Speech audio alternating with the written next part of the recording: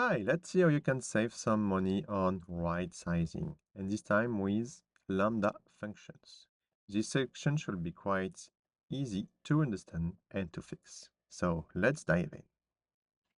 So first, AWS Lambda is a serverless compute service that lets you run code without provisioning or managing servers.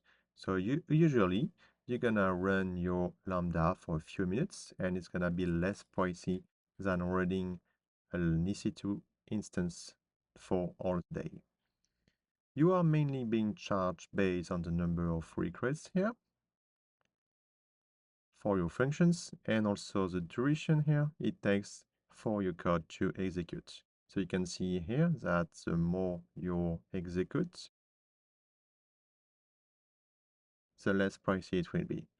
Also, it will depend on the architecture. So the architecture x86 is more pricey than the ARM. You can also right size memory and ephemeral storage because you can see that the more memory you add to your function, the more you're gonna pay. To find them all, you can use either compute optimizer. So for example, you have your current memory information here, and you want to downsize it by this value. So you're gonna estimate $45 savings per month, which is around 12% here. And you can also use cost optimization hub savings opportunities. So if you filter your resource type by Lambda function and by right size here, you're gonna see all your difference here.